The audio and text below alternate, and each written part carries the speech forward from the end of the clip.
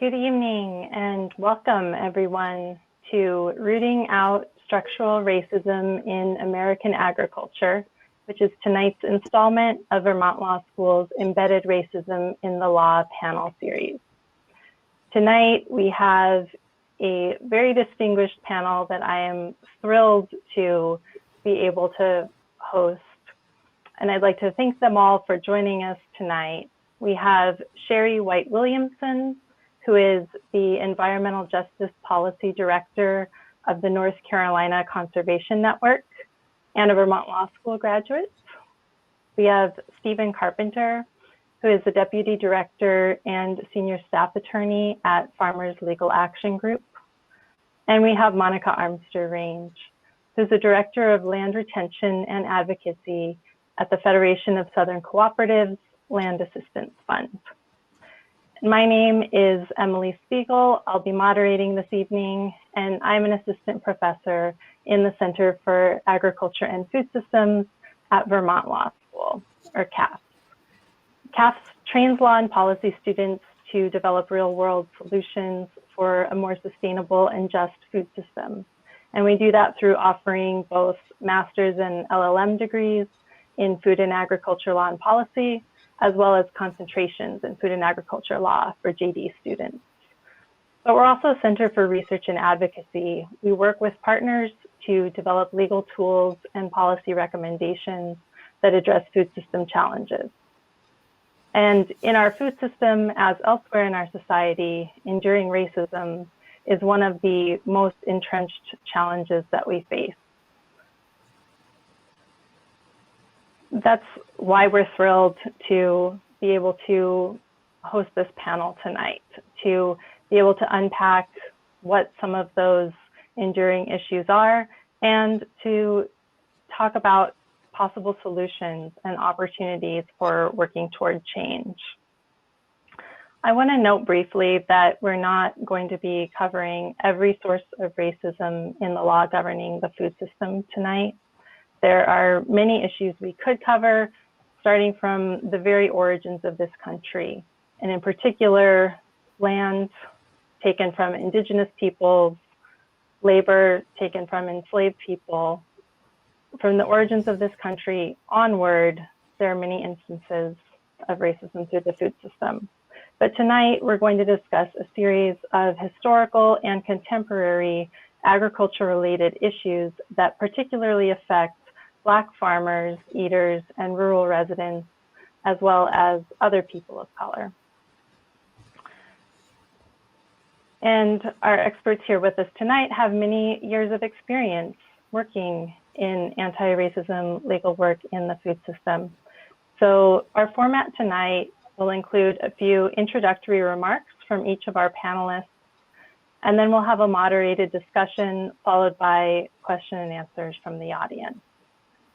People are welcome to send in questions anytime tonight as we go along, and we'll get to them at the end of the evening. For anyone who's tuning in for the first time to ask questions, if you're viewing this on the Vermont Law School live page, which is vermontlaw.edu/live, you can hover over the video player and click on the comment icon in the top right corner. That'll open up a comment box for you to post your question. If you're joining us through Facebook, you can post your questions directly in the comments, and we'll see those too. All right, so each of tonight's speakers has a list of accomplishments that could last us the rest of the night, but in the interest of spending more of our time tonight actually hearing directly from them, I'm going to introduce them just very briefly. And Sherri, I'll start with you. As Environmental Justice Policy Director at the North Carolina Conservation Network, Sherri White-Williamson leads the organization's efforts to connect impacted community-led campaigns and organizations with decision makers. Prior to joining the NC Conservation Network, Sherri worked at the U.S. Environmental Protection Agency in the Office of Environmental Justice, where she managed the Federal Interagency Working Group on Environmental Justice and the National Environmental Justice Advisory Council. Sherri also currently serves as a board member of the Rural Empowerment Association for Community Health, also called REACH. She has recently co-founded an environmental organization that will focus on environmental justice, working to build sustainable communities.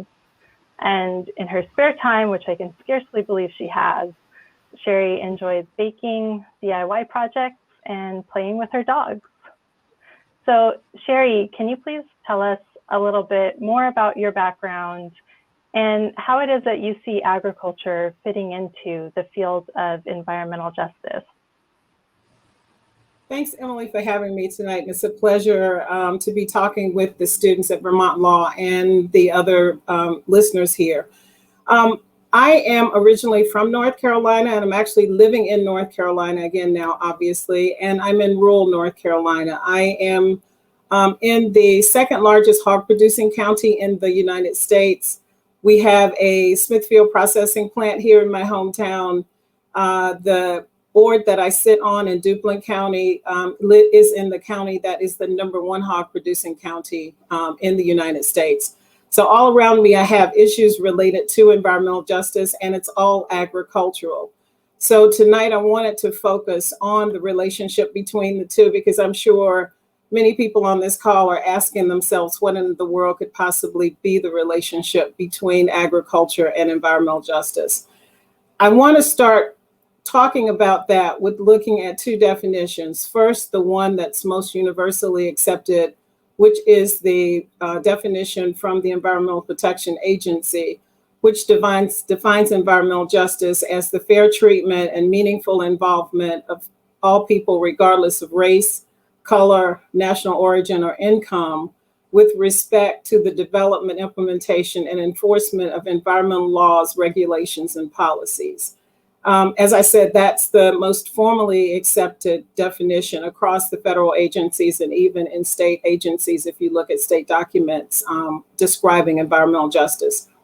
But the one I want to really bring attention to, since we're talking about racism tonight, is the recognition across pretty much all territories and areas is that what we're experiencing and have been experiencing is environmental racism. And the person that I looked to who defined that was Dr. Ben Chavis in 1987 during the Warren County protest back that brought environmental justice to the forefront. And he defined environmental racism as racial discrimination that's deliberately targeting ethnic and minority communities for exposure to toxic and hazardous waste sites and facilities, coupled with the systemic exclusion of minorities in environmental policymaking, enforcement, and remediation. I'm using those two definitions just to say that when we look at environmental justice, we have to look at it as a systemic system of denying and taking away of rights and wealth from folks, especially as it relates to agriculture. When we look at agriculture, in order to understand the systemic racism, we really have to look at agriculture from almost the beginning of the development or establishment of the United States. Some years ago, I read a book entitled Race and Races, Cases and Resources for a Diverse America. And there was one sentence in there that stood out to me that said, "This history of land ownership in America is a history of taking land from its occupants and giving it to the conquerors." And if you think about history, that's exactly what has happened here in America. The original landowners were the Native Americans in the country. Obviously, that land was taken from them. The Jamestown Company then, through a charter, gave the land to the Virginia Company of London. And over time, that land was then given back to people who were brought here either as indentured servants or as headright owners. Headright owners actually got land straight out, 50 acres each. If you were an indentured servant, you came to the country, you got land, but you didn't actually own the land. You were expected to work for a certain amount of time to basically serve your time out, and then you were entitled to get something from the land.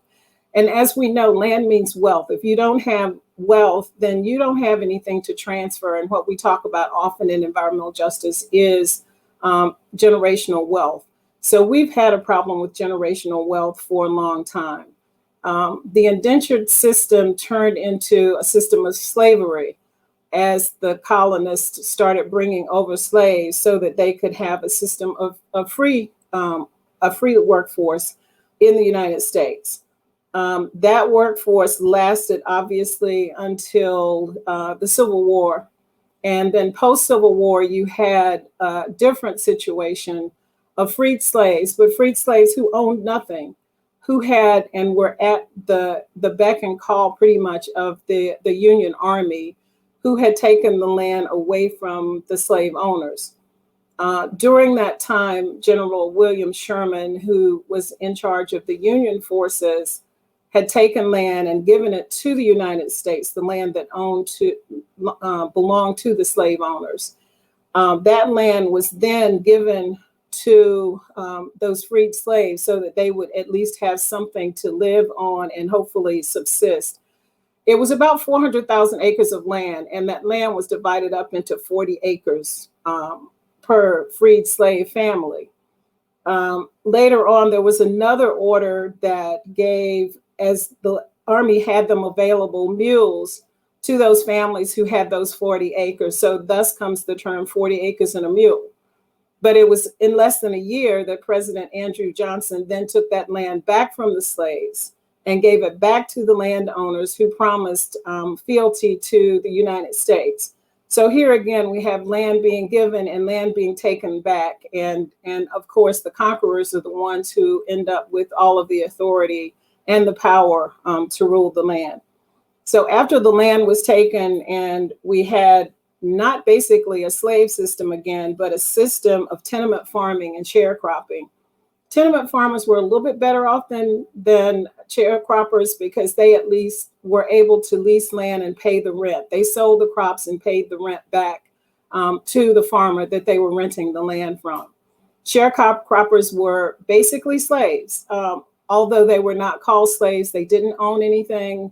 They worked the land for free, and it was up to the owner of the land at the end of the year to sell the crop that they raised and then give them money back if there was money left over for them to have to live off of. The sad part of that story often was that the landowner claimed that they had either not made any money or that they had gone into a deficit situation. And so the sharecropper found himself continuing to work from year to year to try to work that debt off. At that point in time, once we got to that point, if you looked at land ownership, those freed slaves and descendants of those freed slaves who still existed had about 19 million acres of land. By 1910, there was only about 14% of all farmers who were Black, and that accounted for about 218,000 farmers. And they were mostly in southern states, Mississippi, Alabama, North Carolina, and South Carolina. And I'm sure some of the other panelists will talk a little bit more about what that really meant and how that has evolved over time. By 1997, ownership had dropped to 2.4 million acres owned by Black farmers. And by 2007, there was only about 1.5% of farmland that was owned by Black farmers. All of this was a result of systemic racism, of various laws that were passed to prevent Black farmers from owning land or from continuing to own land. Part of that had to do with the system of racism that was established within the U.S. Department of Agriculture through the Farm Service Agency, and required farmers to appear before a county commission, which was predominantly composed of white businessmen in the community who oftentimes made the decisions that were adverse to these growers. And thus we began seeing another problem with farmers losing land, the little land that they had, as a result of a system that was stacked up against them in every possible way. So if someone thinks about the relationship between environmental justice and agriculture, that is how they should think of it. It was a system of giving and taking. It was a system of setting up barriers so that if Black farmers or low-income white farmers own land, it was going to be difficult for them to either hold on to the land or for them to purchase land or buy land if they were able to get it. So when you're in a system like that, where there is systemic racism and the wealth, which is the land, is taken away from you, you don't have generational wealth that you can pass on to future family members. And if you don't have that wealth, then you're in a system that is going to take advantage of you and target you in every possible way. And as we see with environmental justice, those folk are the same folks who get the toxic chemicals dumped in their communities and the landfills and all of the other things, the CAFOs, or the concentrated animal feeding operations that we see here in the area that I live in. And nothing good ever comes from that for those communities. And I'll be happy to talk more about this when you open up for questions and answers.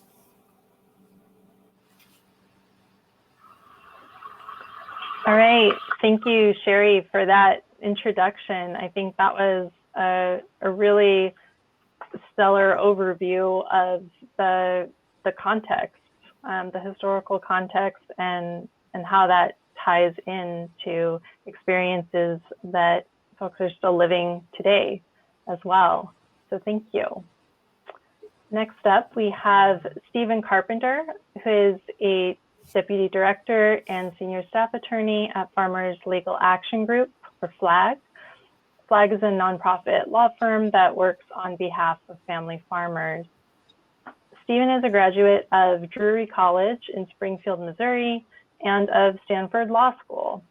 And at Stanford, Stephen was active in the East Palo Alto Community Law Project, was a Stanford Law Review Executive Editor, and received a Skadden Foundation Fellowship that brought him to FLAG in 1993.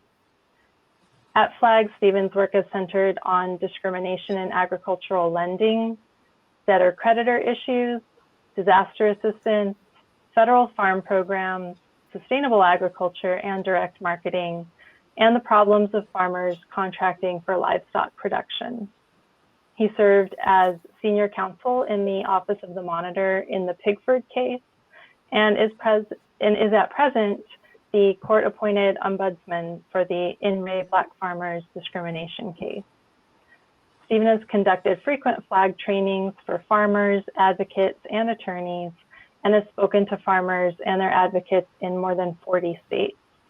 He has authored and edited several FLAG publications as well. Stephen is also on the board of directors for the Twin Cities Agricultural Land Trust and has been an adjunct professor at the University of Minnesota Law School. So welcome, Stephen. And can you please tell us a little bit more about your background as well, and in particular about your role in the Pickford cases and the law and policy context that led to them? Sure. It's really a privilege to be here and to be on this panel in particular. And thank you so much for the opportunity to chat. I wanted to say, first of all, though, that as I'm speaking really for myself, I mean, I'm a long-standing attorney at Farmers Legal Action Group, but especially once we talk about possible policy changes in the future, I think it might be clear that I need to say I'm speaking for myself, not FLAG. But that said, I thought Sherri just did a great job talking about sort of the underlying background of race and agriculture, in particular for African Americans. I wanted to add just a quick thought. There's an interesting symmetry here when you think about environmental justice and environmental issues. We have tended to think about environmental problems as being industrial, and actually the biggest, a very substantial contributor to environmental problems has been agriculture, which has largely been given a pass. And similarly, when we think about civil rights and civil rights activism in the United States, we tend not to think about agriculture. And when we think, and if you're in the farm world, predominantly that world doesn't really think about civil rights as being an important issue. So there's sort of a funny way in which agriculture is implicated in environment, in racial justice, in ways which maybe not be surpassed by any other part of the society, yet it sometimes feels, to me at least, as if it's ignored. One thing I might add to Sherri's really good discussion of slavery and its aftermath, if you just take very rough numbers, and you can say at the beginning of the Depression, there were 6 million farmers in the United States, and about 1 million of them were African American. And since in that next 50 or 60 years, you just had mass eradication of farming by Black people.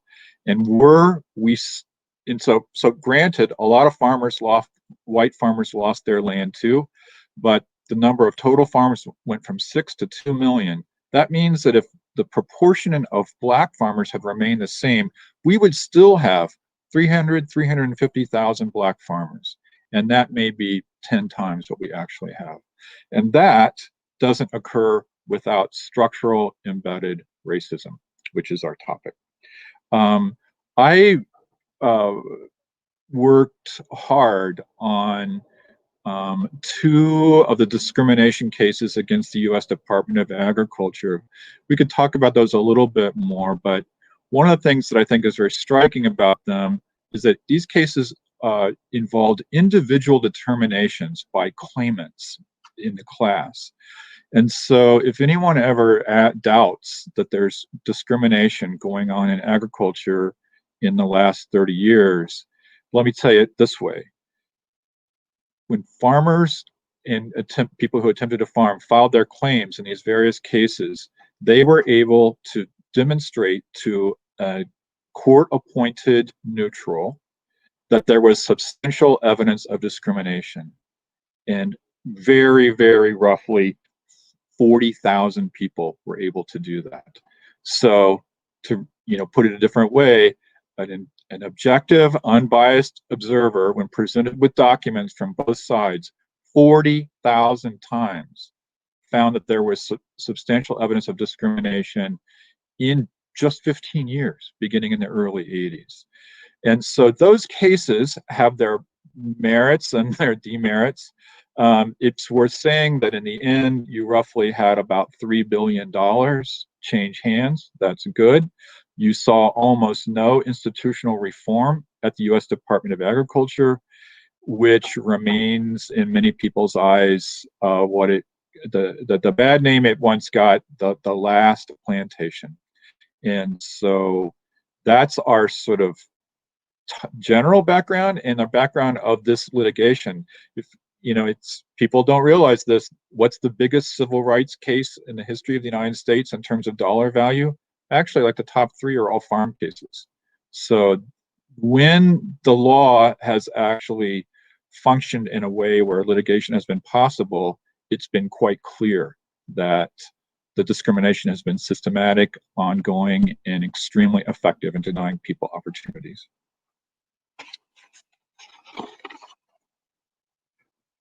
I will turn it back to you, Emily. Thank you, Stephen. Can I just ask for a quick follow-up for some of our viewers who might not already be familiar with the Pickford cases?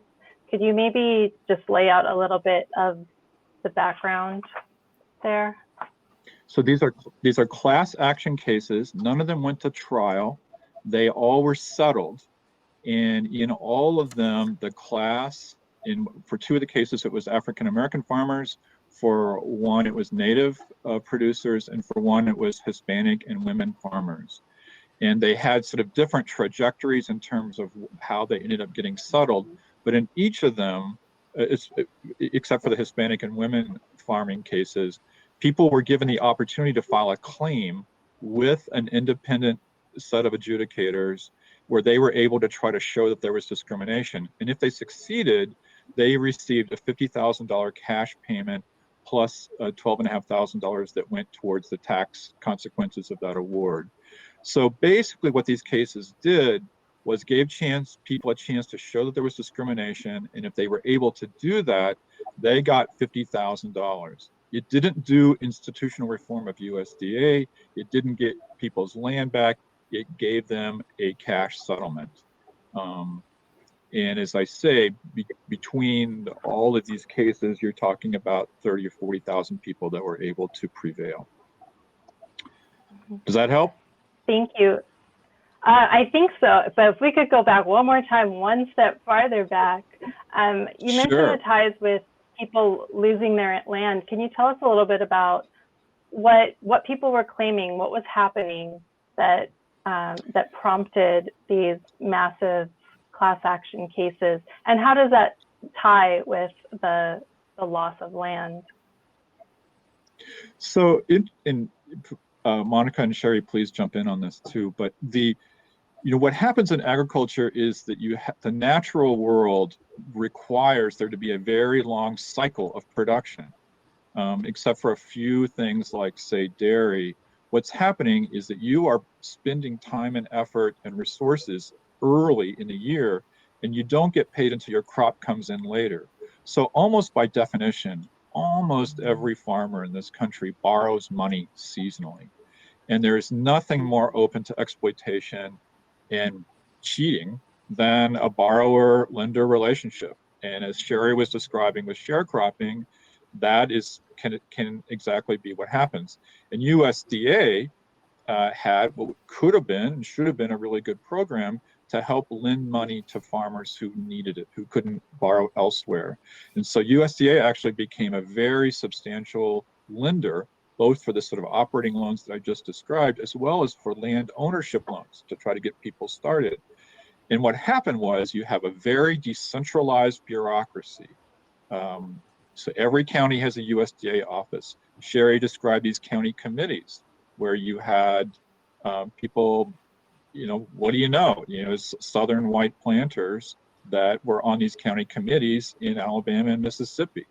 And those very dispersed rural bureaucrats essentially were able to replicate the culture surrounding them and to discriminate on a mass and systematic way, which essentially drove people out of farming and took their land and guaranteed that they could fail, that they would fail. That's absolutely true. I actually worked in a congressional office during that point in time, and we started hearing from farmers who were complaining about the process.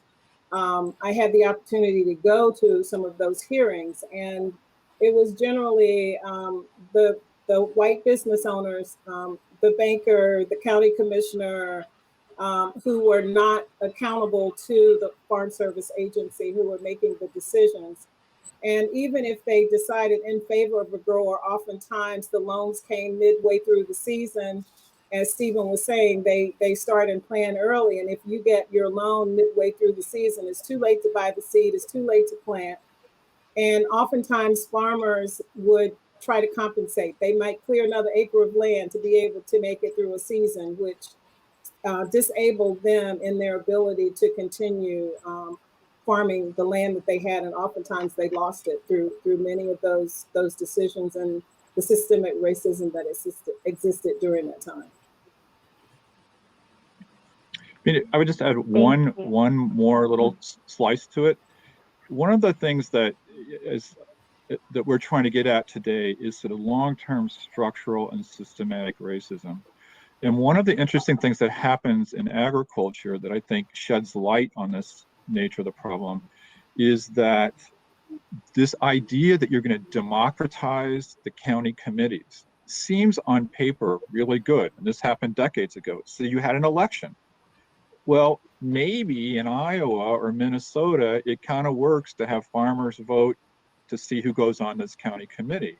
And sort of in a purely liberal procedural way, it seemed fair, I guess. But in real life, where you pretend that racism and racial inequalities don't exist by just saying, okay, we're going to have an election, what happens is that even a democratic process serves to reinforce structural inequality and racism in these county committees. And so when we're trying to get at real structural injustice, we have to make sure we go past sort of seemingly colorblind procedures. Thank you, Stephen. I think that's a really key point, and one I hope that we'll come back to throughout this evening as well. First, I'd like to give a few minutes for Monica to introduce herself. And Monica Armster Rainge serves as the Director of Land Retention and Advocacy for the Federation of Southern Cooperatives Land Assistance Fund in East Point, Georgia. She leads the development and management of high quality outreach and technical assistance programs that support regional land retention and advocacy initiatives. She also directs the Federation's Regional Heirs Property and Mediation Center, which provides USDA certified mediation services in Georgia, Mississippi, and Louisiana. Monica's experience in agricultural policy development and advocacy. She has become one of the nation's most well-respected thought leaders on farm bill policies, which advance equity for socially disadvantaged farmers and ranchers. And the Federation of Southern Cooperatives Land Assistance Fund, with its partners, in fact, led advocacy, leading to the first ever heirs property legislation in the 2018 Farm Bill, which I hope we'll talk about. Attorney Rainge serves as an executive board member of the National Family Farm Coalition and also serves on the boards of Farmers Legal Action Group and Agricultural Missions Incorporated. She served as the inaugural chair of the Florida Agricultural and Mechanical University Brooksville Agricultural and Environmental Research Station Advisory Committee, where she led the strategic planning process for the university's historic development of 3,800 acres of land in Brooksville, Florida. And she earned her Bachelor of Science degree in agricultural business from Florida Agricultural and Mechanical University and a JD from the University of Florida. She also has a Master of Laws in Agricultural Law from the University of Arkansas School of Law's graduate program in agricultural law. So, Monica, can you please tell us about your background next? And Stephen has introduced one of the main causes of Black land loss throughout the past 100 years in the United States, but you work very closely on another one of the main causes, which is, of course, heirs property. So if you could please explain that issue to us and share how you see agriculture fitting in with civil rights lawyering, an issue that's already come up a couple of times. I'll hand it to you, Monica. Thank you. Good evening. And thank you again, Emily, for that introduction. I am honored to join two amazing lawyers, Sherri and Stephen, in this panel discussion this evening. I want to thank the Vermont Law School and the Center for Agriculture and Food Systems for hosting this timely series on embedded racism in the law. In this moment of pandemic and protest, I appreciate the opportunity for honest dialogue and a call to action on racial equity in the food system. As Emily said, I currently serve as the Director of Land Retention and Advocacy for the Federation of Southern Cooperatives Land Assistance Fund. I am very grateful for so many experiences which prepared me to lead at the Federation of Southern Cooperatives, one of the nation's oldest and largest organizations representing Black farmers. For over 53 years, the Federation, which was born out of the civil rights movement, has fought for Black farmers to have a fair opportunity to just feed their families and their communities. I want to thank the law students who are joining us this evening. Law school is such an extraordinary time to discover your life's purpose. As I think back on my first year of law school at the University of Florida, I learned of an opportunity for a summer internship at the Federation. in Atlanta, Georgia. This opportunity would introduce me to the issue of Black land loss and the injustices against Black farmers and landowners at the hands of the USDA. As one of my farmer friends from Mississippi says quite often, it lit a fire in my belly. And I knew that I had found the right opportunity, but it wasn't the right time. I would finish my law degree and go on to do a master's of law degree. And in 1999, the Federation offered, they called again and asked if I wanted to do a one-year fellowship to run its Georgia field office. Now, this was a very pivotal time for me, and it was the beginning of the Pickford Lawsuit. And we're going to talk a lot about Pickford here tonight and its role in developing a more fair and equitable farm and food system. But when I took that fellowship for 1 year, I can recall organizing farmers and traveling to Washington, D.C. with busloads of farmers to protest injustices against Black farmers. During those all-night trips on cramped buses, I recall singing freedom songs, chanting "fired up, ready to go." And every person on that bus literally preparing and committing themselves to possibly being arrested at these protests. There is power in protest. During that time, I heard some of the stories of farmers who faced abusive and illegal discrimination by the USDA.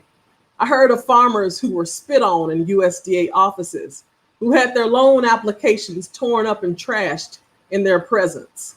Loan applications that were delayed and eventually denied. These systemic practices would go on for decades at the USDA. And I could never forget the stories and the struggles that many of those farmers shared.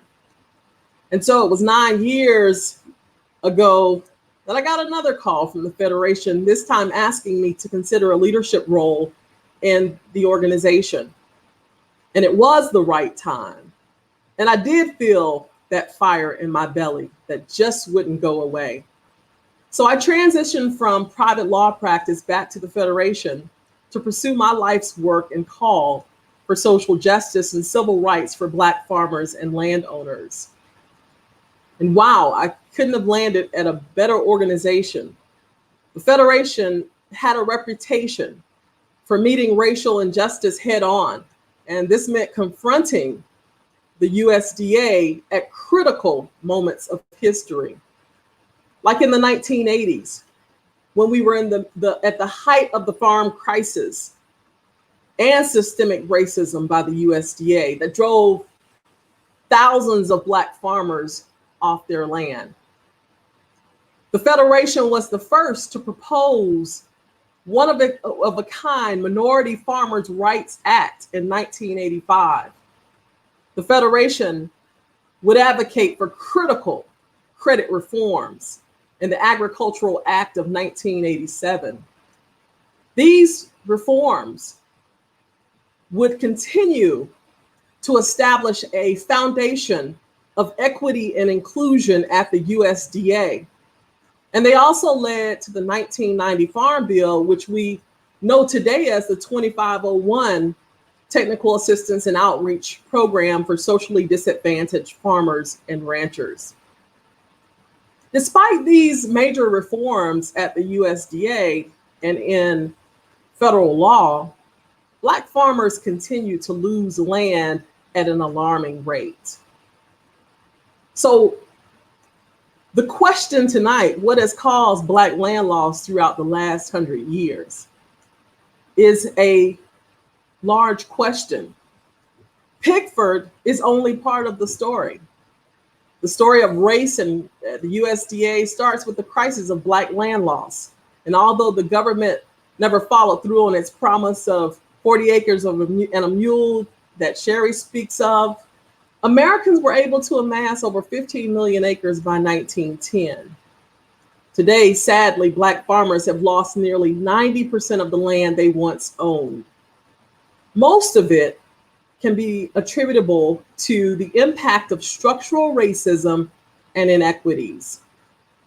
The Federation sought to address this history of racism and inequities in 2018 when it helped to write the first sweeping legislation addressing heirs property issues.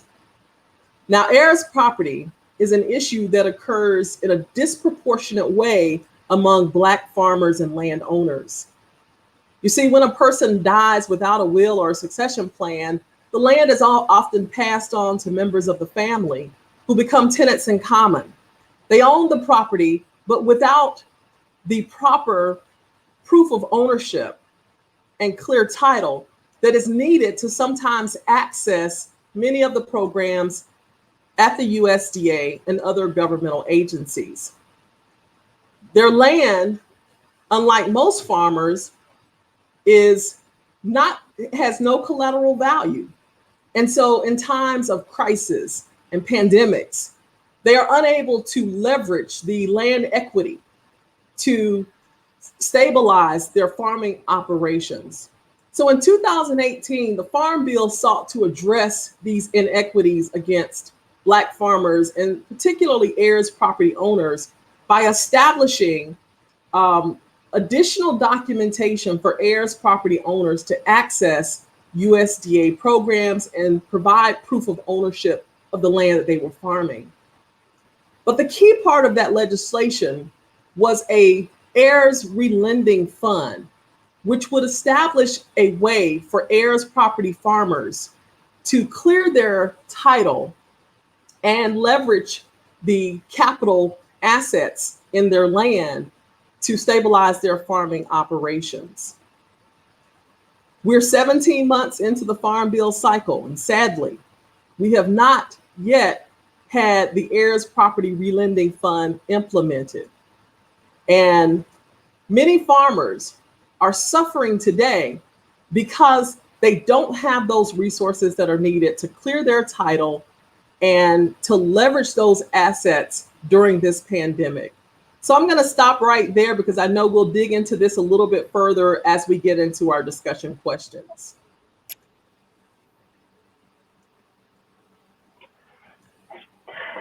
Thank you, Monica.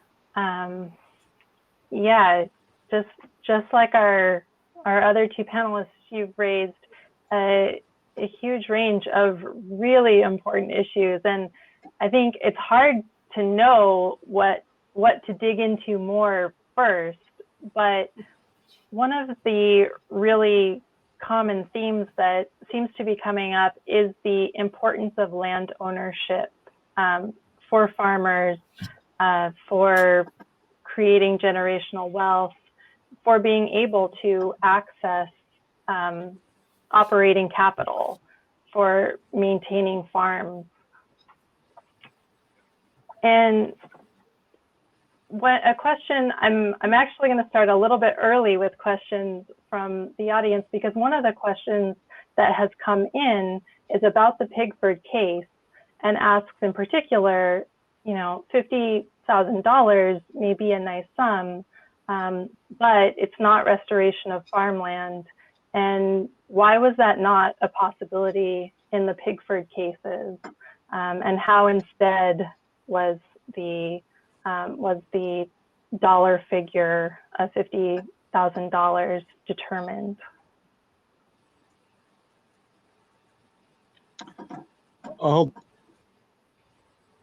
I'll take a crack at that.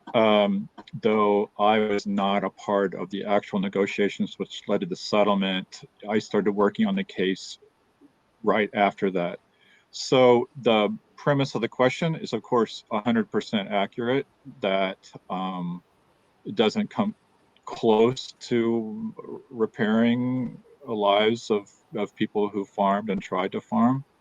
One of the things that was hard, I think, when people try to negotiate out what to do, was that it was very difficult to distinguish people who had suffered really terrible harms or people where the damages were more modest. And so the idea was that that's where a class makes sense. You but in a class is as a rougher form of justice, in that you're going to inevitably homogenize people some. You know, the folks who, and there were some, you know, who had thousands of acres and lost them due to discrimination, get sort of dumped in the same pool as somebody who tried to get started and could never get a loan. Both suffered catastrophic losses in a certain way, but our legal system would assign very different dollar values to both those losses. So what happened with the negotiations was they decided to do a number for successful claimants who went through this process to show discrimination, and then it became a negotiation.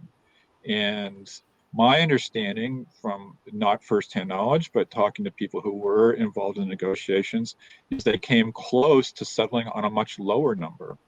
And one of the lawyers now passed away, J.L. Chestnut from Alabama, basically said, hey, you lose a farm and you're a white person, no one offers you $25,000 or $20,000 or 10. Let's have a real number here. Let's do 50,000. And actually, that's ended up, as of course, that's ended up to being what happened. And so I think the answer to the question is, it was a negotiation, and there are I would say there are a lot of problems with this case, but it did move $1 billion, and in each of the two black farmer cases moved $1 billion, and with a sort of rough kind of justice in the right direction. And you can criticize it in many, many important ways for not going far enough, and in my mind, you would be correct. And I can add a little bit to that. I was actually, I'm sorry, go ahead. I can't see anybody now, so. Go, Sherri. Okay. I was actually at USDA during the time that those claims were being made, and farmers had two options, but it still didn't replace the land. They could either go for A track or B track, and in B track they could opt out and try to prove a larger amount of loss if they had the documentation. The challenge was with many of the farmers who filed during that time, the Farm Service Agency every 5 years destroyed all of the previous applications. So because the lawsuit covered so many years, there were so many years of application materials that farmers had filed with their local Farm Service, the county committees, and that documentation no longer existed. So many of the farmers settled for the 50,000 rather than trying to go the route of trying to prove that they should have been entitled to so much more. But again, that still did not replace the land that they had already lost, because oftentimes that land had been purchased by some of the same people or the members of families of those same people who sat on those county committees making the decisions about whether they got the loan or not originally from the Farm Service Agency. And I just want to jump in and add also that Pickford was historic. I mean, for the first time, the USDA actually acknowledged its role in discriminating and causing many of the black farmers to be driven off of their land. So it was historic in that way, but inadequate in so many other ways. There's no way to truly address structural racism unless you create some type of structural remedy or solution. And our focus as an organization has always been on the legal policy and reform that is necessary to racism. And, you know, the $50,000 was a drop in the bucket for families who lost hundreds of acres, their family legacy. And so we have to focus on legal policy and reform, which will address the structural racism in it with a structural remedy and provide a way to restore the land base of these African-American families who have lost really their inheritance and their family's legacy. Thank you. I think that's a great segue, I think, into a question that's been sort of percolating in my mind around coming from the Pickford cases, but more generally, what do you all see as the role of litigation as a tool for dismantling structural racism in agriculture or in the food system? What can it do well? What are its limits? I'd like to start on that one if I could. And I think this is an especially good question for students. You know, I know that there are students out there facing the difficult road ahead as lawyers, and I want to just reaffirm for them, it is possible to do good work in this world, and that work can be rural, it can be urban, it can be agricultural, and you can have a good life and do the really, really good work. It's going to be a bit of an uphill struggle, but stick with it, because the world needs you to really be at the forefront of providing legal assistance in a struggle for justice. And so, you know, don't get discouraged. Don't go to Wall Street. Well, go to Wall Street if you want, but don't go to Wall Street. Stay in your community. Sorry, Wall Street. Fight. There's a fight out there, and you have a role in it. So the thing that I would say for litigation, I would recommend strongly, if you haven't read part of it in your law school, read Jerry Lopez's Rebellious Lawyering. And what Jerry Lopez and other people talk about is it's possible to do litigation, to be a lawyer. And what you do, you really, really emphasize working with grassroots organizations of your clients, of people affected. The best legal strategy, the best litigation strategy is the one that is driven by grassroots farm organizations of Black farmers who have the problems, that know what they need. And you're not the lawyer, you're not in charge. You take direction from them and leverage your skills through an organization. Use lay advocates, train people to help other people to know their rights. So, and never forget that every litigation is also political. There wouldn't have been a Pickford case were it not for Congress waiving the statute of limitations to allow the case to go forward. And that only happened because of protests and because of activism by primarily the Congressional Black Caucus. So I feel like there's a great opportunity for legal work and for litigation. I just think that this sort of, well, as you're at Vermont Law School, you're familiar with environmental and other organizations that have a very top-down view of litigation. We're smarter than everybody else. Let's go file a lawsuit. That's not what I recommend. I recommend pitching yourself to people who are fighting on the ground for their rights.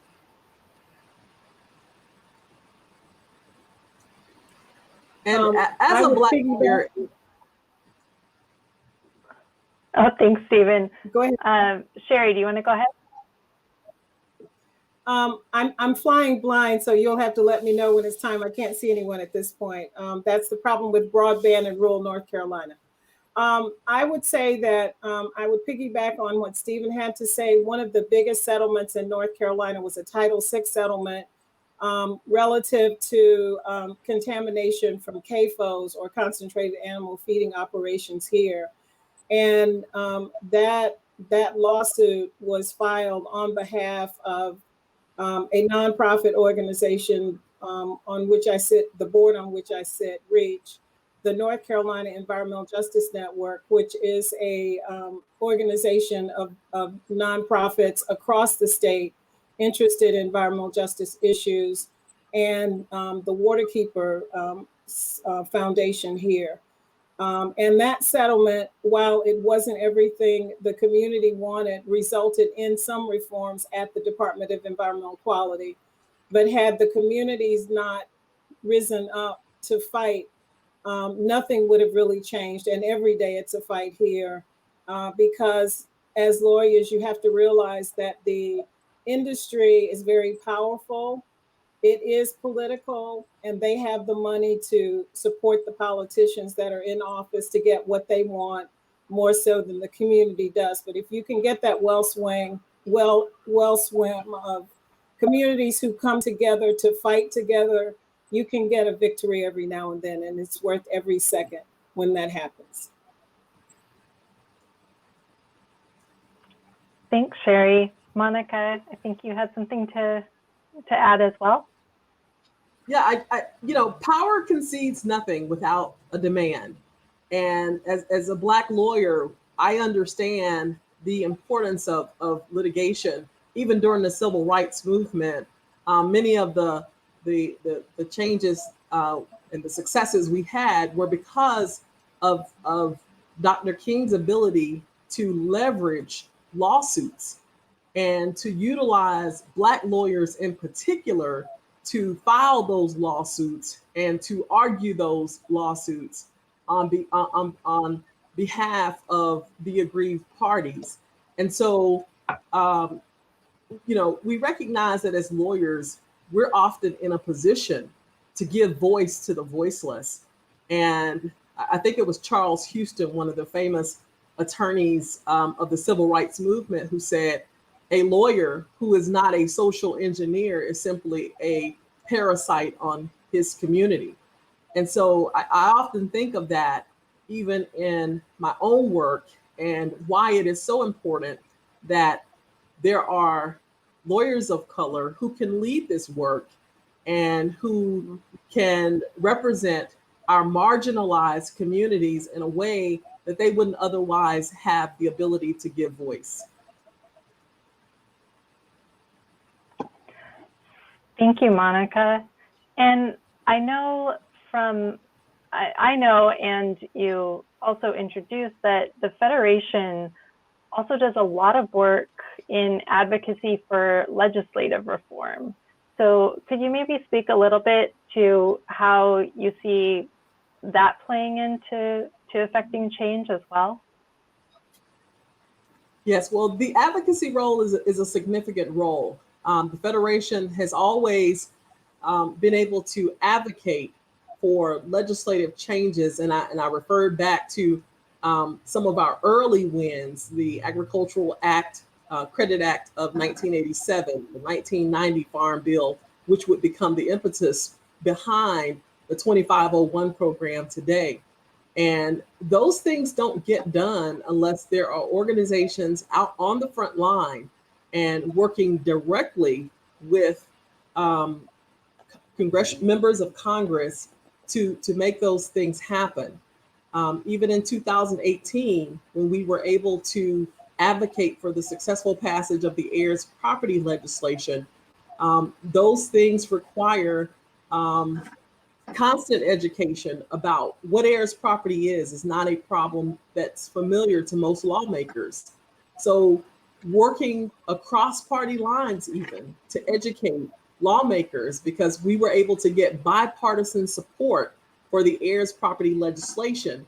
And we had introduction on the Senate side from Senator Tim Scott and Senator Doug Jones of Alabama.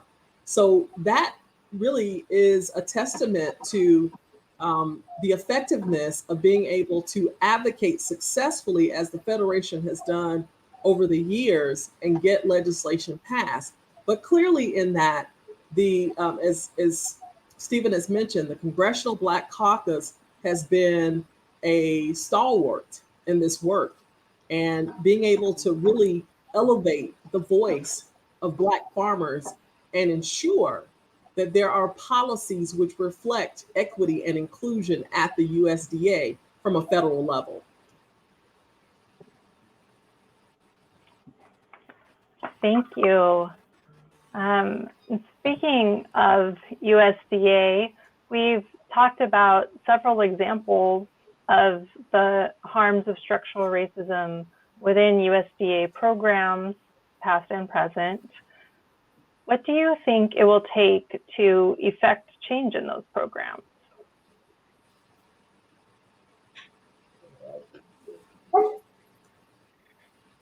Are you referring that question back to me? For Okay. anyone, but Monica, you were the first one who looked excited to answer it.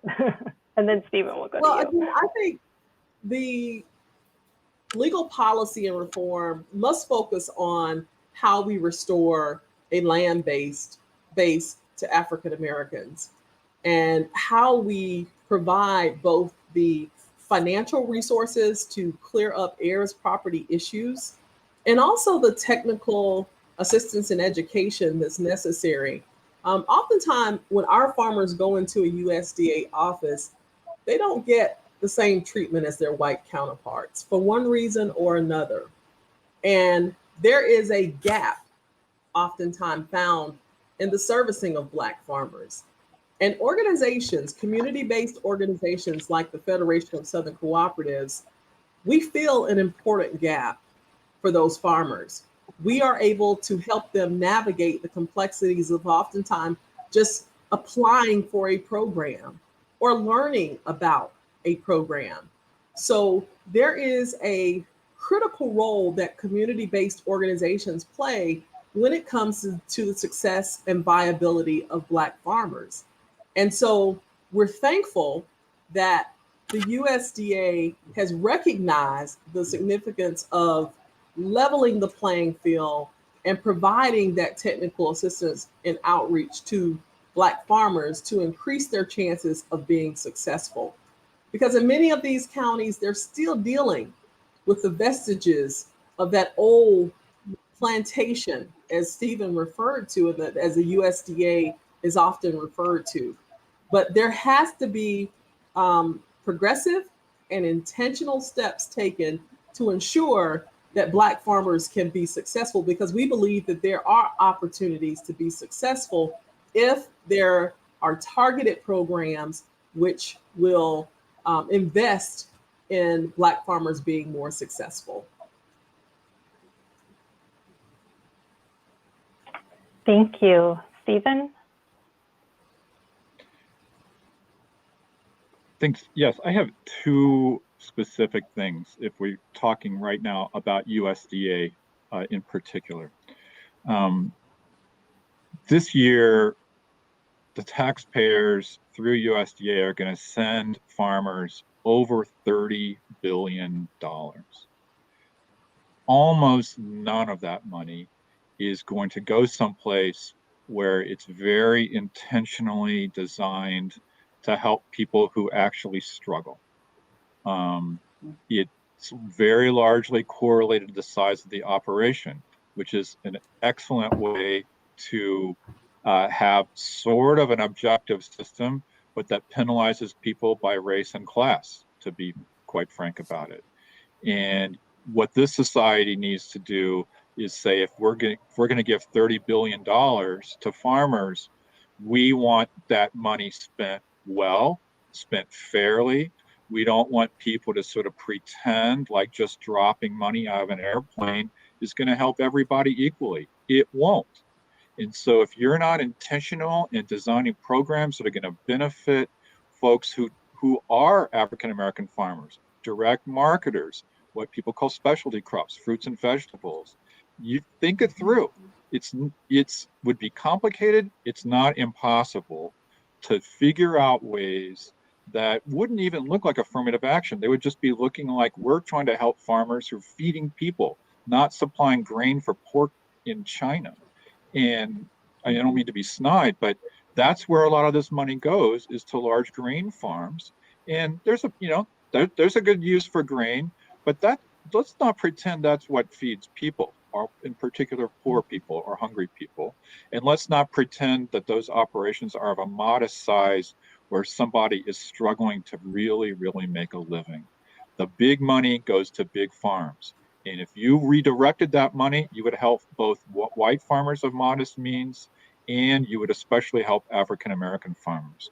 So I would like to spend the same amount of money, just do it better. The second thing that I would say in particular about USDA is that if you're going to have farm programs, you are going to need to have an actual anti-discrimination policy as a bare bones minimum. It has to be. that if somebody feels discriminated against, there's a place for them to go, which will investigate the complaint, will actually look at what has happened and have the power to do something about it.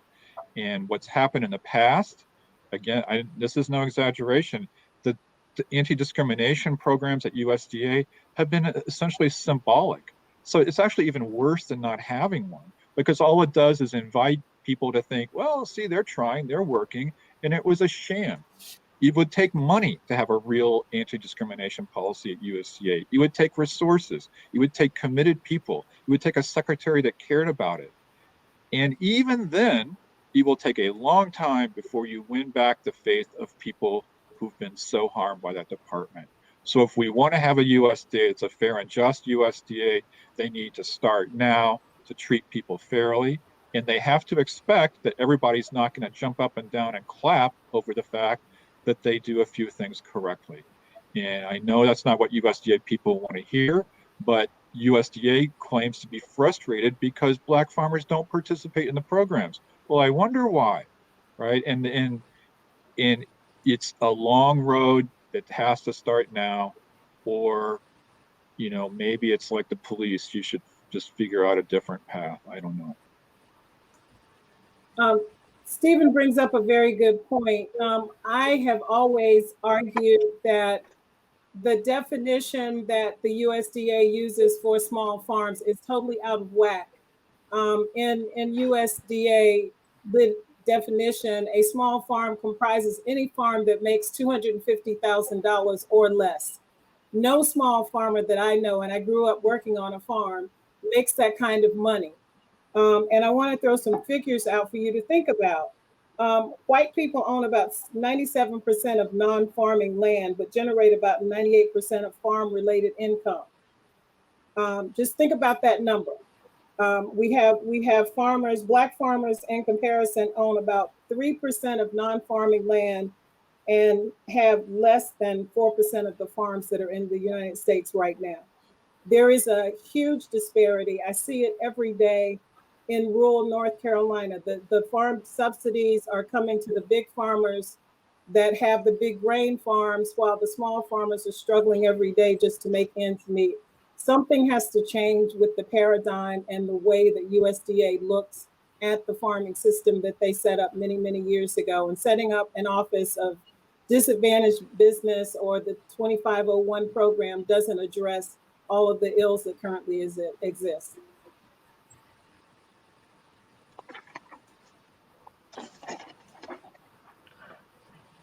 Thank you. We're starting to get several more questions coming in from the audience. So I'm gonna take another one in just a minute, but we've talked quite a bit about the importance of land, but even with some kind of program or initiative to make it more feasible for more African American farmers to go back to the land, to own land. There are a lot of African Americans who aren't necessarily coming to the land with, with a personal history of farming experience or with a recent family history, sometimes because their family had lost land through these various types of discrimination that we've been talking about. So what do you think of the kind of small community-based efforts that try to engage Black farmers or Indigenous or other people of color in farmer training and land access? Do you think that those efforts can be impactful, or are the legal or other barriers too high at this point?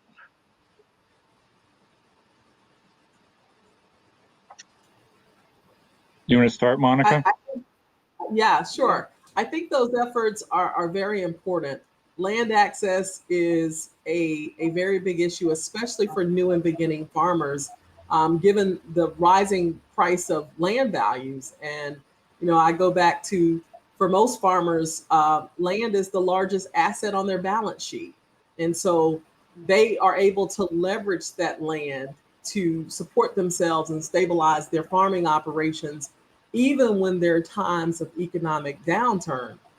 And so to me, that just underscores the value of having the land, holding the land, being able to access the land. But I think, we have to talk about access to land sort of with access to credit, because those are really two things that are inseparable. Credit is the lifeblood for most farmers. And the reality is most new and beginning Black farmers will have to resort to lending through FSA. And after 7 years, most of those farmers are going to basically graduate out of that lending structure. And there are few places for those farmers to even go once they sort of move out of that structure. So we've got to really think about creating more sustainable streams of credit for new and beginning farmers of color, and thinking about those farmers and the challenges they have in terms of either access to land or land retention if they're farming on family-owned land. But I think the local efforts are definitely necessary to ensure that we preserve working agricultural lands. But we've also got to think about ensuring that these farmers have a reliable source of credit, and that credit is going to remain available to them after 7 years. I could not agree more. As some people may know, there's actually a fair number of beginning farmer programs, and they go by somewhat different names. And USDA has funded some of these programs, and I think by and large they're a very good idea. Sort of help people that are interested, they're just getting going, to understand certain things so that they have a better chance to succeed. But the danger with those is that you send people through a class, get their hopes up, and just kind of toss them to the wolves. And not to disparage wolves, but I mean, it's a tough place out there to try to farm, and a tough place to start out. And land is almost impossible to buy sometimes. And if you have any further disadvantages, it's a struggle. And a beginning farmer class, however good it is, doesn't change the rest of the landscape. And so I think they're great. I think one of the things that we must do is experiment with different forms of land ownership. I mean, there's a lot of interest now in land trusts. The most famous beginning land trust was, of course, New Communities, founded in Georgia by African Americans involved in the civil rights movement, trying to establish a place on the land and to be able to farm for the long term. And those sorts of cooperative, interesting ownership efforts, it seems to me we have to think about, and put funding towards them. For more, this is the part where this is going to sound way out there, but to me, there may be no other choice. If we really want to turn this around, there's no substitute for giving people access to land and not burdening them with overwhelming amount of debt. In this country, I mean, I don't mean to be kind of over the top here, but if you go to our richest 1% of the population, they've got $25 trillion of net assets. If we just went to the 0.1 richest percent of the population, did a very small wealth tax, you could put lands in the hands of tens of thousands of people who've been historically disadvantaged and give them a chance to farm. That's something that would make a go, to my mind, at turning this around. And at the same time, you'd have to support institutions which would provide them support, provide education. It turns out that agricultural extension is very good at their job, and so are the researchers if they have the right goals, the right assignment, and are researching the right topics. Let's help people farm on a small scale to serve markets and help people of color, but give them a legitimate shot. And yeah, I don't think we can do it on the cheap. I think we're talking about real resources. And can I just Well, follow up thank really you, Steve. quickly? I think, can I just follow up really quickly on that? I think Yeah, the other sure. side of that coin is the land access problem, but I think the other side of that coin is the land utilization problem. In the Black Belt counties alone of the South, it's estimated that there are 1.6 million acres in heirs property. This is land that is totally unutilized. And I would argue that that is a reservoir of potential untapped wealth in those communities that could be really cultivated to bring new economic resources to those communities. And this is why our policy focus was on having something like the heirs property relending fund, which would allow farm families to resolve their land issues and put that agricultural land to work. We know that probably over the next 20 years, about half of all agricultural lands are going to change hands because farmers are aging out and that farm land is going to transition. And if we don't put policies in place now to start addressing heirs property, particularly among Black farmers, then we're going to exacerbate the problem of land underutilization.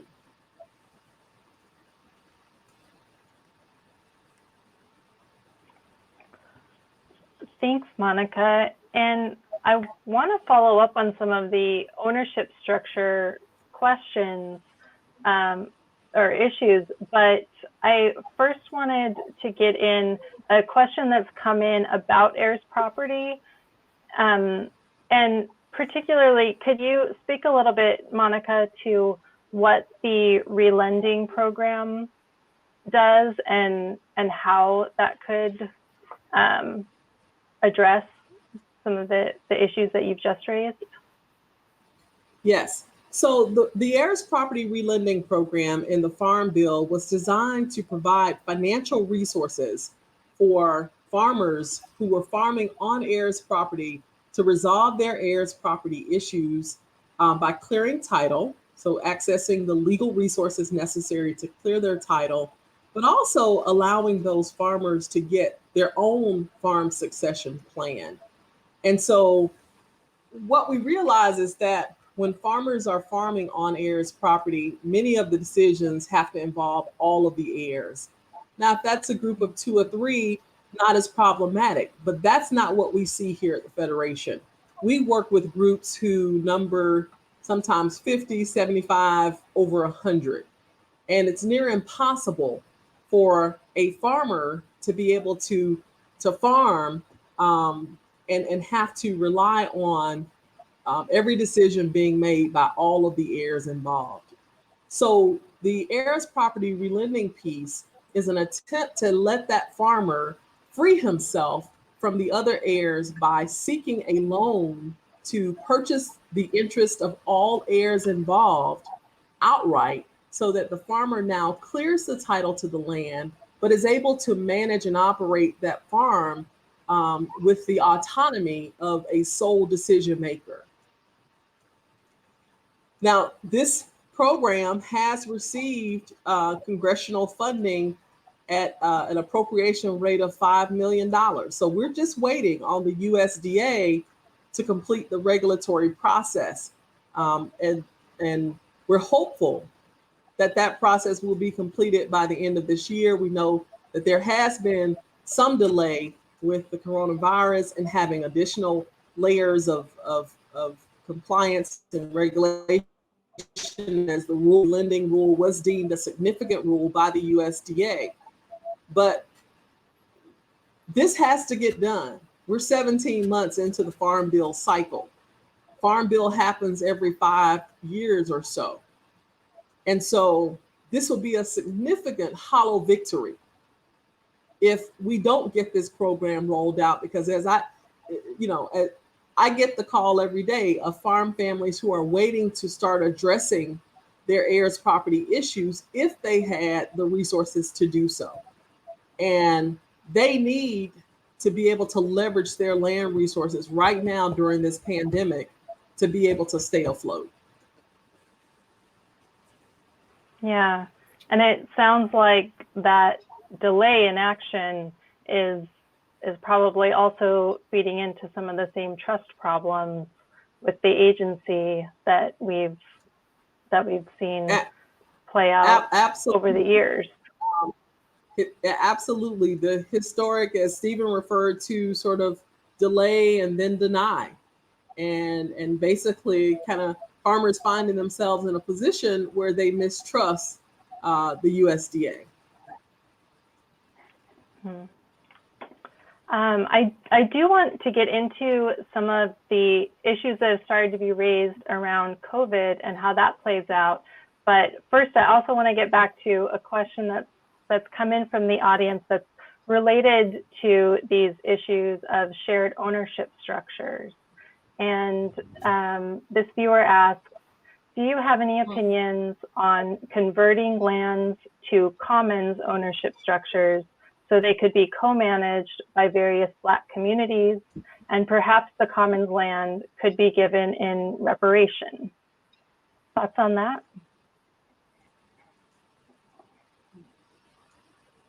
So as a purely legal matter, there's no reason why that can't work.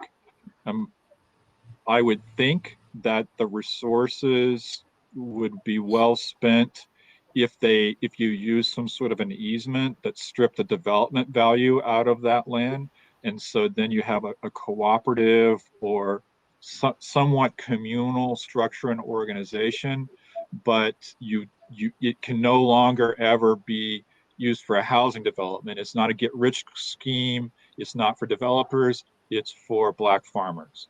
And let them run it, let people organize themselves. But again, we bump up against money. And I mean, it's this dilemma, the dialectic of if you get close into metropolitan area and buy good land, you have to compete against developers. Land's incredibly expensive. If you go way out, it's hard to get a market and hard to make any other living. And so, unless you're going to be a fairly large commodity person, you have to be able to buy land that on a straight fair market value is expensive. And I think that's true whether you're just going to be smallish or whether you're going to do cooperative ownership. And I mean, I love the idea of people coming together and developing alternative models. I mean, it's in this country, there's sort of gives some people the shivers to think about owning land cooperatively, but I think it's a great idea. But it's getting the access to the land on a longer term is expensive. What about Sherri or Monica? Thoughts about this idea? Are there potential problems with trying to farm in that way, and with some of the issues of access to credit that you've raised earlier?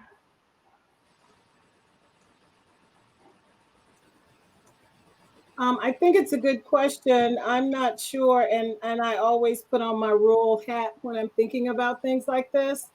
And oftentimes in rural areas, there's not that much of an opportunity because again, with the heirs property situation, oftentimes that land has already been sold because there was disagreements among the heirs to that property. And so there may not be property available to purchase to create a collaborative or cooperative of that nature. I would love to see those kinds of things happen here. But in many ways, it would be very difficult because it's very industrialized because of all of the CAFOs that we have in this part of the country, especially in rural areas. And I would So, just Monica, add do you to think? that as an organization, we encourage individual owners to use their land at the highest and best use. We advocate for local control and ownership of infrastructure resources. So I guess, that in some ways may kick against a lot of the collective ownership models that we're seeing.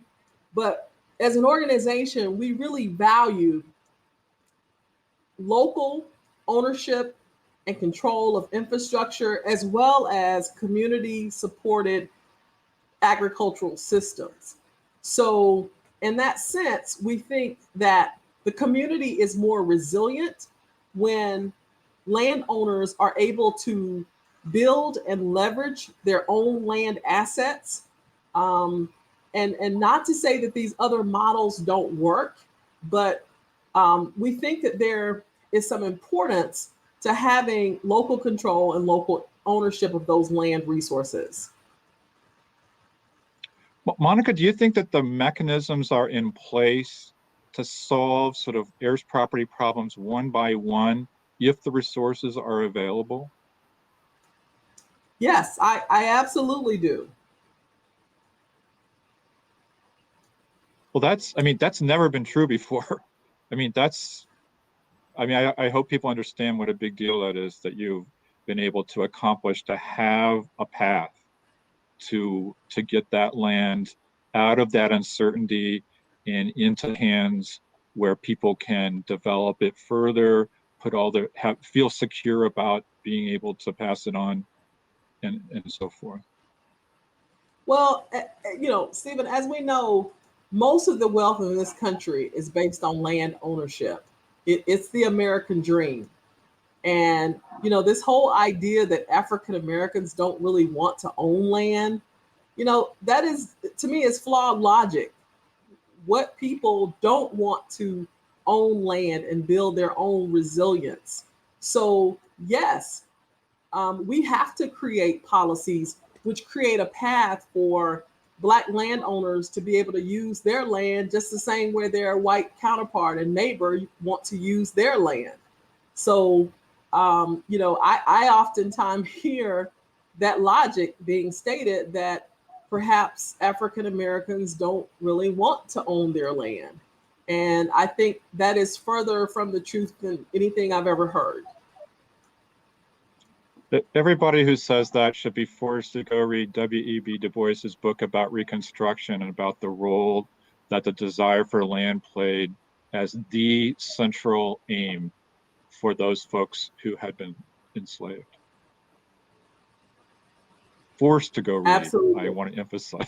Absolutely.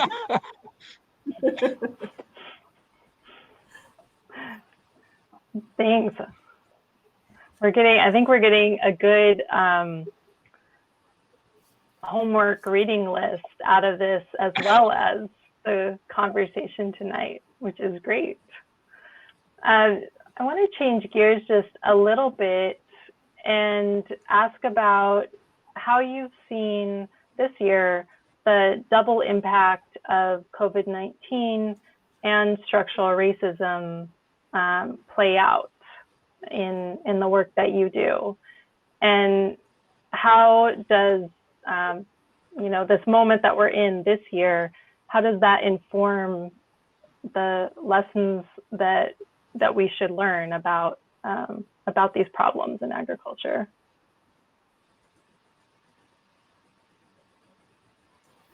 From an environmental justice perspective, although most environmental groups don't necessarily see a connection with farmer groups or farm workers, here in North Carolina, we are actually beginning to build some of those sort of non-traditional relationships with farm worker and farm worker organizations, because for so long, farm workers have been told that environmental groups are their enemy and that they help to destroy jobs.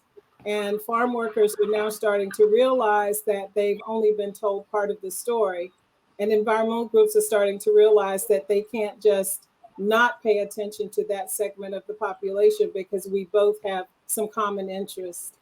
Particularly with COVID, the problem has been the lack of transparency in the reporting of COVID disease, particularly in meatpacking plants. In some of the areas here in the state, slowly as things have opened up, the industry has been able to suggest that it's a HIPAA violation to even announce the numbers of diseased individuals or talking about the families that are suffering. So COVID has sort of pulled the Band-Aid back off of the scab in a lot of ways down here to force folk to start thinking differently and more strategically about the relationships between farm worker organizations, farm workers, and environmental organizations, because you sort of have a double whammy of the exposure to the disease on top of all of the other exposures you're getting to water contamination, air pollution, and all of the things they deal with on a daily basis.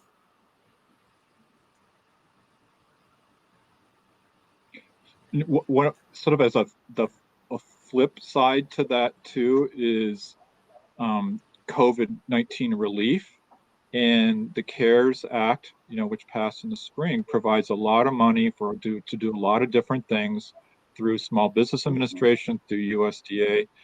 And one of the things that's very striking to me is our organization, FLAG.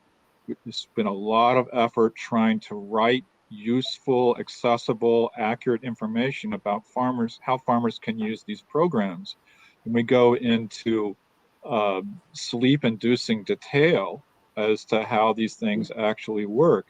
And one of the things, as we get, say, close to the deadline for the big USDA program that people are calling CFAP, which is September 11th, is the disturbing number of times that we get calls or hear about from our client organizations about farmers who've not even heard of these programs or just assume that they're not available to them. And I could name the organizations, but I haven't cleared it with them first. But it is primarily African American farmers in the South. And so again, if you're a grain farmer in Illinois, I'm happy to support a family farm in Illinois, but those people who are really well connected, who are white, who know the USDA folks, the whole system is built for them, and those resources make their way to the farm. But if people aren't well enough connected to USDA and don't trust USDA and never even heard of Small Business Administration, how are they supposed to know that they can actually get a PPP loan and grant too? They don't. And so the money is, as people say, left on the table. And it's, I think that that is structural racism. It's about this long-term legacy, which has excluded people and made it extremely difficult for them to be a part of the everyday process that gets money out there. And it takes organizations like the work like what you guys are doing to overcome that. You have to have organizations on the ground or it's hopeless. And we don't support those organizations like we should.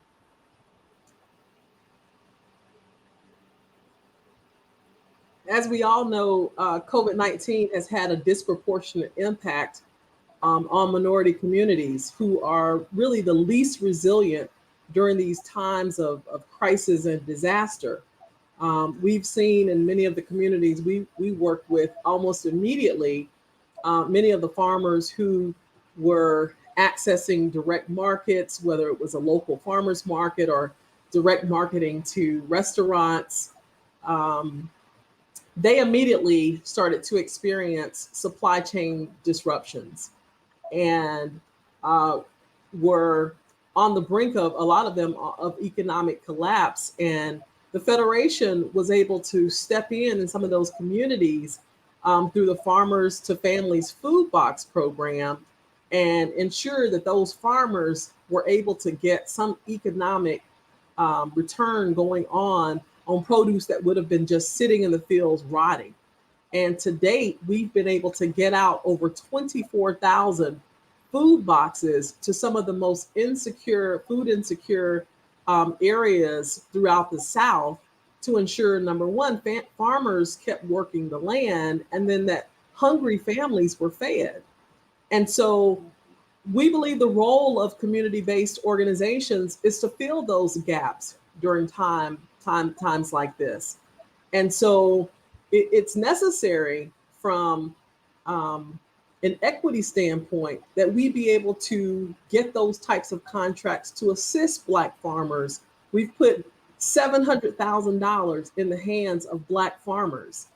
And, at one point, the program was even threatened. We thought that there may be some program changes that would threaten even our eligibility. Our farmers were providing single item food boxes. And there was a proposal that the USDA moved to multiple item boxes that were competitively priced. And we knew that our farmers wouldn't be able to meet those requirements. So oftentimes it is necessary to educate the USDA in their regulatory process and even in the legislative process sometimes about how to implement regulations through a lens of equity and how to ensure that the impact of legislation does not disproportionately negatively impact Black farmers simply because they aren't looking at the issue with an equity lens. That is such a good point. I mean, a lot of people probably aren't familiar, with this program we're talking about. It comes out of the CARES Act, and it's very well funded, $2 or $3 billion, and everybody cares about local food now and supporting local farmers. And so it all seems to make sense, except, as Monica points out, if you don't think about racial justice when you put that program together and run it, you will fail. I mean, there's just no other way around it. And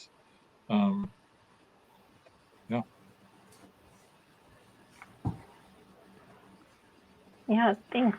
We've had a question come in related to the issue of, on the one hand, educating small farmers about the availability of COVID-19 relief. And the question is, isn't that the role of cooperative extension? What are they doing, or what should they be doing as part of these relief efforts to reach all farmers?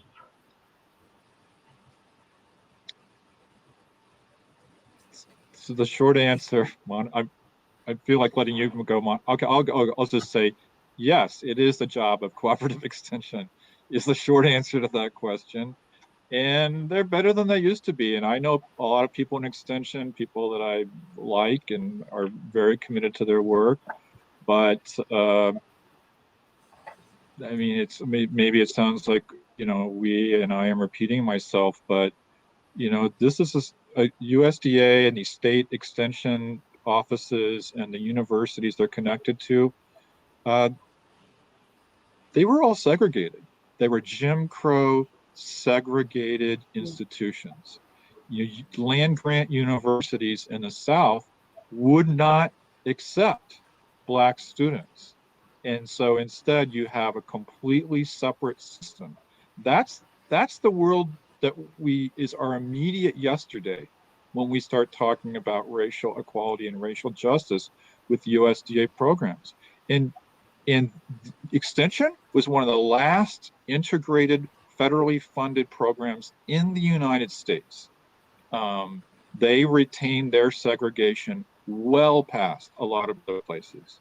I mean, and to pretend that all that would just go away with in a moment is just wrong. I mean, and so yeah, it is extension's job, and a lot of extension people do really well. But I will stick by my assertion that many of the most struggling, and especially farmers of color, do not know about the programs that would benefit them. And in my experience, when I worked on the Pickford case, there's a big question of, will people hear about the case? Will they file a claim? And I concluded way back then, I think you could draw a map in the South in particular, and in this map you would say, okay, here's a good grassroots African American farm organization. They will have a lot of good claims filed. Here's an area for one reason or another where there's not. You didn't get very many. And with a map and little concentric circles of hardworking, efficient, grassroots Black farm organizations, you had a different result in Pickford. And it can't but be the same thing with things like COVID-19 relief, but these organizations are all starved for money. Starved. And the first thing that happens, if something else goes haywire, is they want to take money from the little money they do have. If you were serious about racial justice in agriculture, you would fund these so-called, as Monica noted, they're often called 1890 organizations. You would quadruple their funding over 3 years as a start. There's no better place of learning in the United States than Tuskegee University, where they have been doing this for a century and doing it well, and they don't have any money. Not none, but I mean, all the money goes to other places. I mean, I'm sorry if I sound harsh, but. Well, and I think what you're saying, Stephen, is right. What we find most often is that the 1890 land-grant universities are disproportionately funded. And that's probably another discussion for another day, but their plate is full. They're extremely taxed. And quite honestly, it takes community-based organizations. We're going to be the first to put boots on the ground during times like this and in times of disaster. And we rely on resources typically from private foundations or from government funding to allow us to really service those communities. And we're the first ones there because we work in those communities. And we think that that is the most desirable way to ensure that the needs are being met. And we have the trust relationships already built in those communities.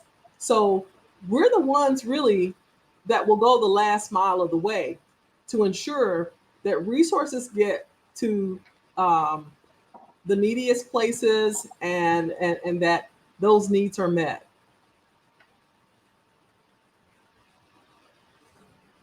Thank you. Thank you both. And if we funded those 1890s better, I'm sorry, Emily, I just had one last thought. If we funded those 1890s well, one of the things we would do was take bright students just out of law school, and we would hire them and we would turn them loose in farm country to help solve these problems. There's no limit to the legal needs out there. Yes, thanks. And for if there are viewers who don't know, the 1890 institutions are the historically Black colleges and universities in the land grant system. And they're called that because they got that status about 30 years after the original land grant system, which still is sort of the dominant players in many ways, let's say. I want to shift a little bit because we've gotten a handful of questions in on some related topics. And we've talked a lot tonight about rural issues, but we have some questions about whether anyone on the panel would be interested in addressing urban farming challenges and structural racism, and also whether anyone on the panel thinks, or what anyone on the panel thinks about urban farming as a means of bringing more African American or other minorities into farming.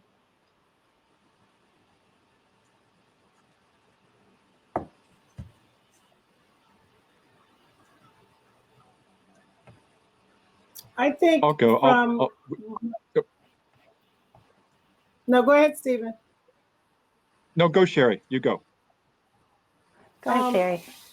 From my perspective, urban farming is great because from an equity perspective and an environmental justice perspective, we still have too many food deserts in urban areas. And by food deserts, I'm talking about areas in in cities where communities don't have access to fresh produce. In many situations, they may not even have access to a grocery store. And the urban gardens help to relieve some of those situations so that local communities can at least get fresh produce and improve diets, which affect the health of the communities that are already compromised with all kinds of health conditions. Um, I think of an example from a few years ago before I left EPA. In Detroit, in the city of Detroit, there was no major grocery store, no less than 10 years ago. Communities had to depend on the produce that was in the local convenience store, and most of the time they kept it until it was almost rotten. And so that didn't bode well for communities or for families who were looking for good food. And in some situations, we've seen now with urban gardens, folks are getting interested in farming, which is actually a good thing. And I hope that we can see more of that and encourage more of that to happen. But put some systems in place that, for example, test soil in urban areas, because you have to be careful about the kind of contamination that may be there. If it was a Superfund site or if it was some other type of site, you may be planting good food, but the residents may be getting ill from the food because the food has drawn up some of the contamination out of the soil. But it is a good thing, and I think those are definitely areas that we need to invest in more. One of the things I think is interesting, our work with urban agriculture is really centered in the upper Midwest, so I don't know nearly as much about other parts of the country. But one of the things that I think is quite interesting is the similarity of the issues. For example, land access is an extremely difficult problem for folks trying to farm in an urban or metropolitan area. I mean, it's great to have somebody say, oh yeah, go, grow something on this third of an acre. Well, that's fine. But if you don't have long-term commitment from somebody with a lease where you don't have to compete against some developer, you're not going to be able, for example, to get certified organic. That takes 3 years. You're not going to, in building up the soil, for example, is practically irrational if you think with, next spring, it's going to get yanked from underneath you and somebody's going to build a house. And maybe I'm not against building, more housing. I'm just saying that a stable, secure land tenure is essential, even and maybe even especially in an urban area where there are other such competing uses. And so for an absentee landlord who's got an empty lot, they kind of don't care one way or another. And so maybe you get a chance to farm there, and maybe you do a little cooperative or a little cool little group of people and sell directly. And it's a wonderful program. But once the developer figures out, oh, we've got somebody else who will buy it for just a little bit more, it's sold or it's developed or it's who knows what, right? And so we need structures in place to give people secure land to do the sort of nutritionally beneficial production and gardening. And I think it's farming. I mean, I'm going to say that farming is farming. And if you're growing tomatoes for people that you live around, you're a farmer in my mind, and we should support it. I'll just add that the Federation has had a relatively large and successful urban agricultural initiative in Cleveland, Ohio, where we've been able to go into the inner city areas and build hoop houses for farmers to grow produce and improve the access to food within those areas, and also provide economic opportunity and jobs within those areas. And so I think it creates really a model for other cities to follow in terms of the effectiveness of urban agriculture and how it can really start to build a food movement. We've been able to establish several cooperatives there in Cleveland, Ohio. So we're really excited that about the success of that initiative and its ability to really improve food insecurity, as well as starting to address some of the health disparities that we know also are the result of structural racism, in that many of these communities don't have direct, they're food deserts. They don't have direct access to healthy vegetables and fruits within those communities. So that that Urban Act project really fills a gap. And, I mean, just as a final urban thought from a legal point of view, one set of legal problems for people that are trying to do things within metropolitan areas is zoning. If you actually sit down and look at residential zoning codes, you will often find that it prohibits agriculture. And so we've worked with folks in the Twin Cities who've just kind of done it anyway, but it's dangerous, even if it's your own property. You know, if you're just waiting for the day that somebody comes up and said, hey, this is not your little garden, you're growing to sell, this violates the zoning, you really have very little to say. Similarly, there are places where the county will tax the property at its quote highest and best use, as if you were going to build a restaurant or a honky tonk or something there and pay a lot of, get a lot of cash out of it. But really what you have is a monster fantastic vegetable garden, but you can't pay $7,000 of taxes on a commercial rate for a half an acre and farm. And I mean, it's impossible. If you were trying to destroy urban agriculture, you would tax the daylights out of the land and you would make it hard to figure out a way to farm and comply with zoning regulations. And that's exactly what we have. I mean, there are places that it's not everywhere, but it takes a conscious effort to not do that. I'm sorry, Monica. And I was going to also add water access is sometimes a really big issue for urban agriculture. And we've had to fight some of those battles in terms of getting the city to acquiesce to setting up and establishing some water lines to make those endeavors successful. Great.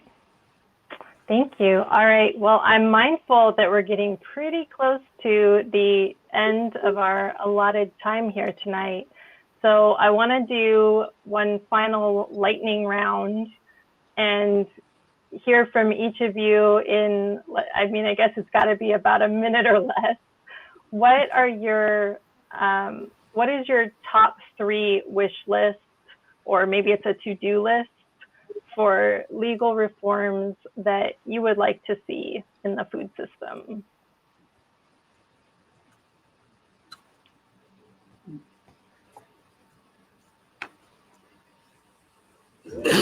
Excuse me. For me, and living here with some of the challenges as it relates to the food system and the production, meat production particularly, I'd like to see more transparency around regulations there. In terms of the environment and placement or decisions about placement of facilities from an environmental perspective, I'd like to see more consideration of cumulative impacts in permitting decisions, because oftentimes, and for anyone who doesn't know what cumulative impacts are, if you're looking at an environmental justice community, oftentimes you have a concentration of industries. It's not just one, it's several. But when permits are issued or approved, that permit is only looking at that one facility that has applied for that permit and is not considering all of the other facilities that may be in that area that are also adding to the pollution that that community is experiencing. So if that could be done, that would make a lot of difference in the communities that I work in on a daily basis.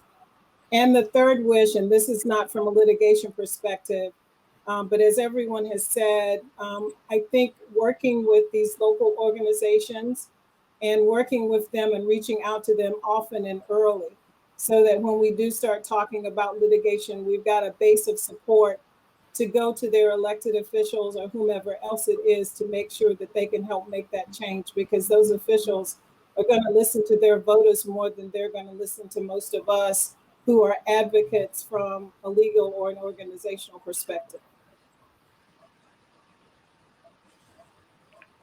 Thank you, Sherri. I'll jump in next. I can be very quick with my list. I'd like to see full implementation of the heirs property relending piece. My wishes before the end of the year. I'd like to see a targeted funding program for technical assistance and education to heirs property owners. I think oftentimes we try to cover a lot of functions with the 2501 program, but it's only one program. It is not a Swiss Army knife, and it does not address every issue that Black farmers and landowners have. Plus, it has moved away from its original intent. So I think there needs to be some discussion about creating legislation for an heirs property fund for just technical assistance and education. And then finally, there it has always been a buzz about land reparations and what place it may have to restore the land base that African Americans have lost. And I'm not sure exactly how that discussion plays out, but I think it's a healthy conversation to have and to think about ways that we can implement some legislation that in some way restores the land base that African Americans have lost. Thank you so much.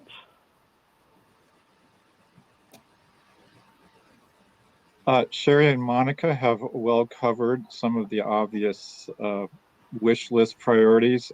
I would add this, that there's a lot of good work to be done in this area, and I know a fair bit of our audience is students or recent students, and you're watching this because you care about this topic, and I would just encourage you to think hard about ways to make a place in this work as lawyers and with legal training, because there's a terrific need.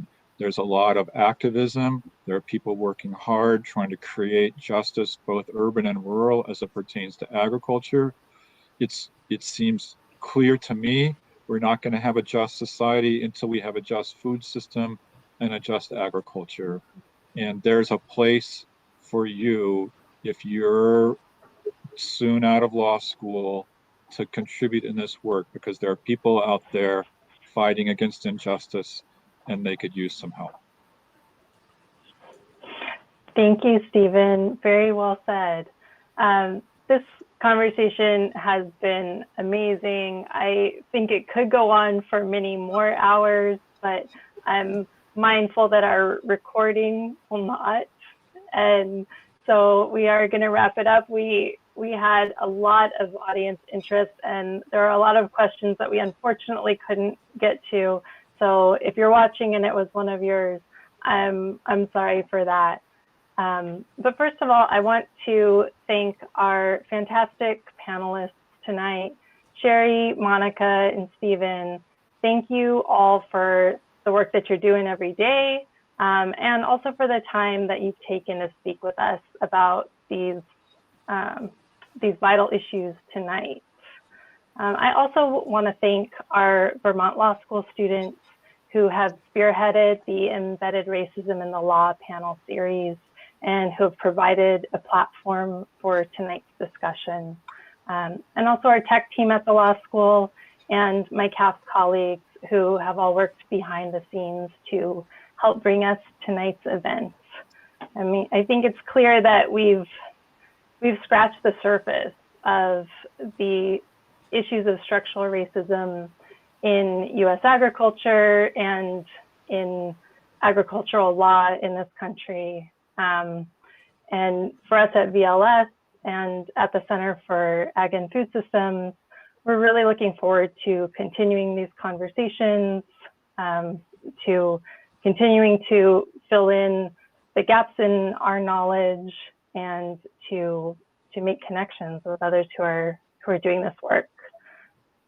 For everybody who's been watching tonight, we thank you for tuning in and invite you to stay engaged with us. Please reach out.